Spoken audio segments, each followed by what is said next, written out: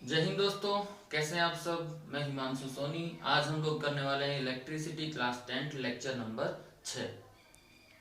Last video के अंदर हम लोगों ने कॉम्बिनेशन ऑफ रेजिस्टेंस, जिसमें हम लोगों ने सीरीज कॉम्बिनेशन और पैरेलल कॉम्बिनेशन दोनों क्लियर किए थे। इसके एग्जाम उनके दोनों के बेस पर हम लोगों ने एक एक एग्जाम्पल भी किया था।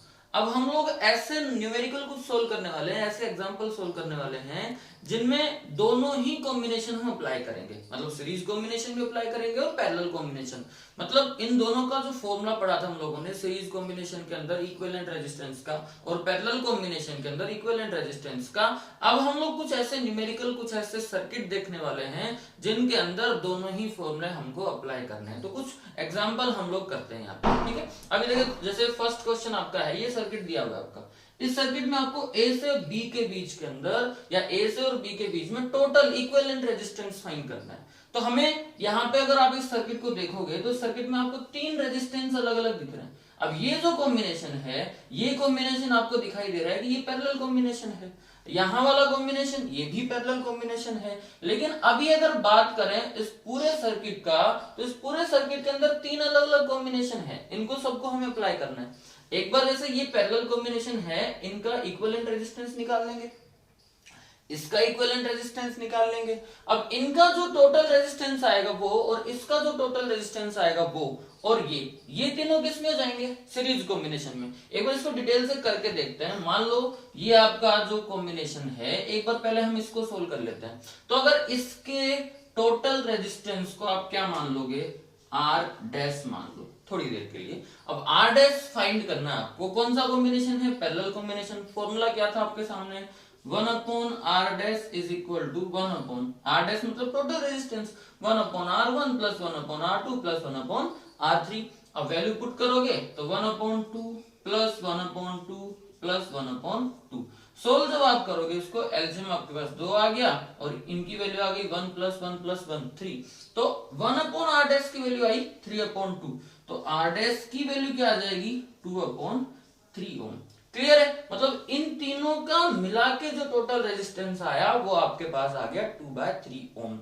अब यहां पे ऐसे ही करके आपको ये निकालना है, लेकिन वैल्यू दोनों की सेम है। देखो 2 ओम 2 ओम 2 ओम, तो इसकी भी जो इसका भी इक्विवेलेंट रेजिस्टेंस आएगा वो भी कितना आ जाएगा? R dash. मतलब आप इसको मान लोगे आर डबल डैश, वो इसके बराबर हो जाएगा।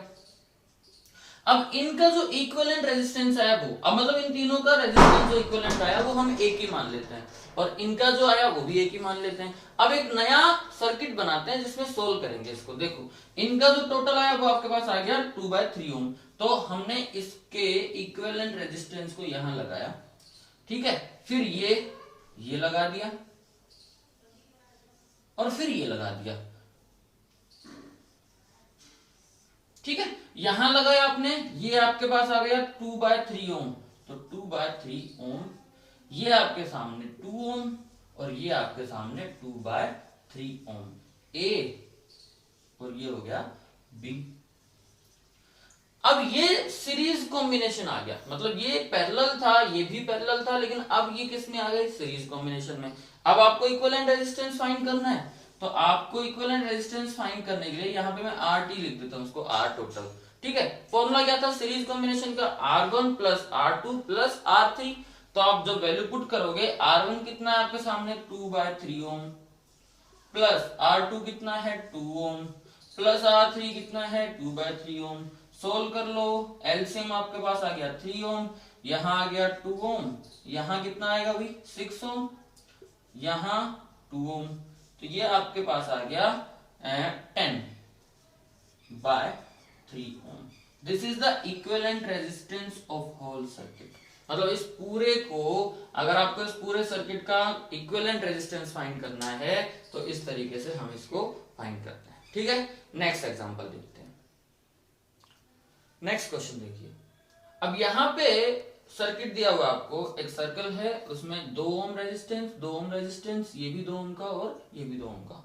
पॉइंट दिए हुए आपको ए और बी। देखो जब भी ऐसे क्वेश्चन करने होते हैं हम लोगों को, जब भी ऐसे न्यूमेरिकल सोल्व करने होते हैं, तब आपको ध्यान में ये रखना है कि आपको कौन कौन से पॉइंट के बीच में टोटल रेजिस्टेंस फाइंड करना है। यहाँ पे हमारे पास सिर्फ 2 ही पॉइंट है। कुछ ऐसे क्वेश्चन भी करेंगे हम लोग जिनमें आपको 3 पॉइंट मिलेंगे, लेकिन बिटवीन द 2 पॉइंट आपको रेजिस्टेंस फाइंड करना पड़ेगा। तो आपको ये ध्यान में रखना है कि कौन कौन से पॉइंट के बीच में आपको रेजिस्टेंस फाइंड करना है, वही हमारा बेस है, उसी को हम बेस मानेंगे। ए और बी, अब यहां ध्यान दो, ए से बी के बीच में कितने रेजिस्टेंस हैं? तो एक रेजिस्टेंस ये रहा, एक रेजिस्टेंस ये रहा। मतलब अगर आप देखोगे कि एक रेजिस्टेंस यहां से ये निकल रहा है और एक रेजिस्टेंस यहां से ये निकल रहा है, तो इसका फर्स्ट पॉइंट और इस वाले रेजिस्टेंस का फर्स्ट पॉइंट किस पे है? दोनों एक ही पॉइंट पे कनेक्टेड है। तो इसका मतलब ये और ये दोनों एक दूसरे के क्या होने चाहिए? पैरेलल होने चाहिए कि नहीं? कॉम्बिनेशन हमारे सामने है भाई। अगर मान लो ये पॉइंटर, इस पॉइंट से 2 रेजिस्टेंस निकल रहे हैं, इसका मतलब ये दोनों रेजिस्टेंस एक दूसरे के क्या होंगे भाई? पैरेलल होंगे ना। सिमिलरली इस पॉइंट से एक रेजिस्टेंस ये निकल रहा है और इसी पॉइंट से एक रेजिस्टेंस ये निकल रहा है, दोनों रेजिस्टेंस क्या होंगे? पैरेलल। ऐसे ही आप इधर आ जाओ, यहां देखो, इस पॉइंट से एक रेजिस्टेंस निकल रहा है, इस पॉइंट से एक रेजिस्टेंस निकल रहा है, ये दोनों रेजिस्टेंस भी एक दूसरे के क्या होंगे? पैरेलल। लेकिन ये रेजिस्टेंस और ये रेजिस्टेंस क्या एक दूसरे के पैरेलल होंगे? नहीं, ये किस में होंगे? सीरीज में। कैसे? इस रेजिस्टेंस का लास्ट पॉइंट या लास्ट एंड और इस रेजिस्टेंस का फर्स्ट एंड इसी बीच में कनेक्ट है कहीं पे, ठीक है ना। ऐसे ये वाला रेजिस्टेंस और ये वाला रेजिस्टेंस, ये दोनों आपस में सीरीज में कनेक्टेड है। मतलब आपके पास 2 रेजिस्टेंस दिए हुए हैं, ये दोनों सीरीज में हैं। ऐसे ही ये दोनों सीरीज में हैं, फिर इनका जो टोटल आएगा वो और इनका जो टोटल आएगा वो दोनों एक दूसरे के पैरेलल होंगे। तो इस तरीके से आप क्या निकालोगे? टोटल रेजिस्टेंस फाइंड करोगे। हम लोग करते हैं पहले इन दोनों के रेजिस्टेंस को टोटल मान लें R डैश। तो R डैश आपके पास कितना आ गया? ये आपके पास आ गया R1 प्लस R2। तो ये आपके पास आया 2 ohm plus 2 ohm is equal to 4 ohm. Similarly ये दोनों भी ऐसे ही हैं, तो आपको इसको भी अगर आपको फाइंड करना हो, इसको R डबल डैश मान लो, वही 2 ओम प्लस 2 ओम कितना आ गया? 4 ओम। अब इन दोनों का हम एक सिंप्लीफाई करके एक अगर सिंपल सा सर्किट बनाएं कि भाई इन दोनों का जो फाइनल रेजिस्टेंस है एक ही मान लें, ये 2 प्लस 2 कितना हो गया? 4। और ऐसे ही नीचे भी एक ही मान लें, 2 प्लस 2 कितना हो गया? 4। ये पॉइंट आपका कितना हो गया? A और ये पॉइंट हो गया आपका B। इन दोनों के बीच में आपको टोटल फाइंड करना है। तो आप क्या करोगे? दोनों पैरेलल हैं, तो पैरेलल का क्या आ जाएगा? 1 upon RT is equal to 1 upon 4 ohm plus 1 upon 4 ohm is equal to कितना आ गया? एलसीएम आपने लिया 4, ये आपके पास आ गया 2 इज इक्वल टू 1/2। ठीक है, लेकिन ये 1/2 जो है वो 1 अपॉन RT की वैल्यू है, तो RT की वैल्यू कितनी आ जाएगी? 2 ओम। कहने का मतलब अगर आप डायरेक्टली सोल्व करना चाहोगे तो एक छोटा सा फॉर्मूला हम और निकाल लेते हैं कि अगर आपके पास 2 रेजिस्टेंस है R1 एंड R2 और दोनों ही किस में हैं? पैरेलल में, तो डायरेक्टली आप पैरेलल का फॉर्मूला क्या लगा सकते हो? 1 upon RT is equal to, पहले सोल्व कर रहे हैं, देखो 1 upon R1 plus 1 upon R2 formula निकाल रहे हैं यहां से। अभी आपको निकालना है इसको, तो आप एलसीएम क्या लोगे? तो मैंने कहा एलसीएम हम ऐसा लें R1 R2, एलसीएम यही लेंगे ना। अब जब आप इसको सोल्व करोगे तो यहाँ पे आपके पास बचेगा R2 और यहाँ पे आपके पास क्या बचेगा? R1। ये वैल्यू आई है आपके पास RT की, तो RT कितना जाएगा? अब डायरेक्टली आप फॉर्मूला याद रखो, RT अगर आपको निकालना है, 2 रेजिस्टेंस है और दोनों पैरेलल में है, तो डायरेक्टली फॉर्मूला क्या याद रखो? ऊपर दोनों को मल्टीप्लाई कर दो और नीचे दोनों को ऐड कर दो। देखो यही फॉर्मूला बन रहा है क्या? ये ऊपर चला जाएगा, ये नीचे चला जाएगा। मतलब सिंपली फॉर्मूला माइंड में रखना, जब भी अगर डायरेक्टली आपको कोई क्वेश्चन सोल्व करना है, 2 रेजिस्टेंस आपको पैरेलल कॉम्बिनेशन में है, दोनों का इक्विवेलेंट निकालना है, ऊपर दोनों को मल्टीप्लाई कर दो, नीचे दोनों को ऐड कर दो, तो आपके पास क्या आ जाएगा? टोटल रेजिस्टेंस, इक्विवेलेंट रेजिस्टेंस आ जाएगा। क्लियर है? और नेक्स्ट अगर इसी की ट्रिक एक और देखें हम लोग, तो अगर मान लो एक से ज्यादा रेजिस्टेंस हैं, एक से ज्यादा रेजिस्टेंस है, लेकिन value of each resistance similar है, सब रेजिस्टेंस की वैल्यू क्या होगी? सिमिलर है। तो आपको ये देखना, जैसे यहां देखो आपके पास कितने रेजिस्टेंस है? 2 रेजिस्टेंस हैं और दोनों की वैल्यू क्या है? सिमिलर सिमिलर है। तो आपको क्या करना है? जितने रेजिस्टेंस हैं उस नंबर का डिवाइड कर दो, किसमें, एक रेजिस्टेंस की वैल्यू में। फॉर एग्जांपल यहाँ पे आपके पास 4 ओम का एक रेजिस्टेंस है और टोटल रेजिस्टेंस कितने हैं, 2 पैरेलल कॉम्बिनेशन में। तो इक्विवेलेंट रेजिस्टेंस क्या आएगा, इस एक वैल्यू रेजिस्टेंस की में आप जितने नंबर हैं रेजिस्टेंस का डिवाइड कर दो, वही आपकी वैल्यू आ जाएगी। मतलब एक फॉर्मूला बना लेते हैं, सीरीज का भी बनाएंगे और पैरेलल का भी बनाएंगे। देखो स्टार्ट। मतलब अगर आपके पास n रेजिस्टेंस है इक्वल वैल्यू के और वो पैरेलल कॉम्बिनेशन में है, तो हम क्या करेंगे, जो एक रेजिस्टेंस की वैल्यू आएगी उसमें डिवाइड कर दो आप n का। ये फॉर्मूला बन गया किसका, total resistance in parallel combination. कहने का मतलब इफ R1 प्लस R2 ये सब वैल्यू सेम होनी चाहिए, तो Rn रेजिस्टेंस है कहां तक, n रेजिस्टेंस है पैरेलल कॉम्बिनेशन में, तो एक रेजिस्टेंस की वैल्यू के अंदर आप n का जितने रेजिस्टेंस है उतने का डिवाइड कर दो। फॉर एग्जांपल अगर आपके पास 6 ओम के 3 रेजिस्टेंस है, 6 ओम के कितने रेजिस्टेंस है, 3, और तीनों ही किसमें है, पैरेलल में। तो आप क्या करोगे, एक रेजिस्टेंस कितने ओम का, 6 का, टोटल कितने हैं, 3, डिवाइड कर दो, टोटल कितना आ जाएगा आपके पास 2 ओम। आप इसको पैरेलल कॉम्बिनेशन के फॉर्मूले लगा के अगर आप सोल्व करोगे तो भी वैल्यू यही आएगी। पैरेलल कॉम्बिनेशन में अगर मैं यहां पे लिख दूं Rp is equal to R upon N, तो ये बन गया आपका पैरेलल कॉम्बिनेशन का फॉर्मूला। बट यहां पे ये ध्यान रखोगे कि जितने भी रेजिस्टेंस है उन सबकी वैल्यू इक्वल होनी चाहिए। ये सिर्फ वहीं के लिए, उसी के लिए है। अगर वैल्यू डिफरेंट होती है तो ये फॉर्मूला काम नहीं करेगा। और अगर हम बात करें सीरीज कॉम्बिनेशन की, तो RS अगर मैं लिख दूं, तो अब यहां पे आपने डिवाइड किया है ना, वहां पे आप मल्टीप्लाई कर दो N। मतलब यहीं से देखें, अगर 6 ओम के आपके पास 3 रेजिस्टेंस है और तीनों किसमें है, सीरीज में, तो आप मल्टीप्लाई करोगे 6 इंटू 3, कितना आ जाएगा 18 ओम। मतलब अगर सीरीज में आया तो आप ये वाला फॉर्मूला लगाओगे, पैरेलल में आएगा तो आप ये वाला फॉर्मूला लगाओगे। ठीक है, यहां तक क्लियर है। नेक्स्ट एग्जांपल करते हैं। ये नेक्स्ट क्वेश्चन देखिए। अब हमारे पास ये सर्किट दिया हुआ है, इस सर्किट में आपको फाइंड करना है between A and B total resistance. तो देखो ए पॉइंट ये रहा और बी पॉइंट ये रहा, वही तरीका, ए पॉइंट से ये रेजिस्टेंस निकल रहा है और ए पॉइंट से ही ये रेजिस्टेंस निकल रहा है, तो ये दोनों एक दूसरे के क्या होने चाहिए, पैरेलल। सिमिलरली बी पॉइंट से ये रेजिस्टेंस निकल रहा है और बी पॉइंट से ये रेजिस्टेंस निकल रहा है, तो ये दोनों एक दूसरे के क्या होने चाहिए, पैरेलल। बट ये रेजिस्टेंस और ये रेजिस्टेंस क्या एक दूसरे के पैरेलल होंगे, तो देखते हैं कि इस रेजिस्टेंस का लास्ट एंड ये रहा और इस रेजिस्टेंस का फर्स्ट एंड ये रहा, ये दोनों एक पॉइंट पे कनेक्टेड, क्लियर है ना।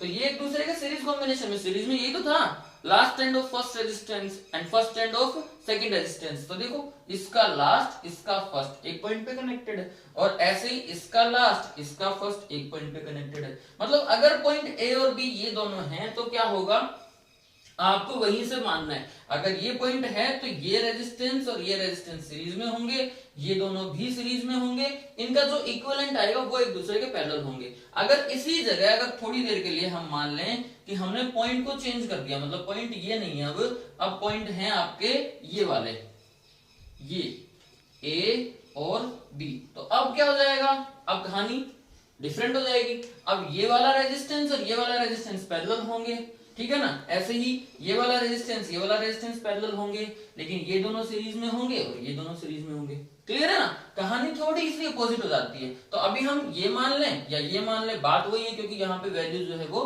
इक्वल है। डिफरेंट वैल्यू होगी तो फिर यहाँ पे चक्कर पड़ेगा, तब हमको वो जो है जहां पे 2 पॉइंट हैं उसी को मान के करना पड़ेगा। फिलहाल अगर जैसे मान लो ये भी मान लेते हैं तब भी कोई प्रॉब्लम नहीं है। देखो ए पॉइंट और बी पॉइंट, अब यहाँ देखो 2 ओम रेजिस्टेंस और 2 ओम रेजिस्टेंस, ये दोनों है सीरीज कॉम्बिनेशन में। किसमें, देखो इसका लास्ट एंड इसका फर्स्ट एंड, सीरीज कॉम्बिनेशन। तो इन दोनों का जो टोटल रेजिस्टेंस आता है 2 + 2 कितना हो गया 4। ऐसे ही इसका और इसका कितना आएगा 2 + 2 4। मतलब आपके पास में अगर आप ये कहो कि भाई ये रेजिस्टेंस आपके पास ये 2 और 2 कितना आ गया 4, तो हमने इसको एक ही रेजिस्टेंस मान लिया कॉमनली,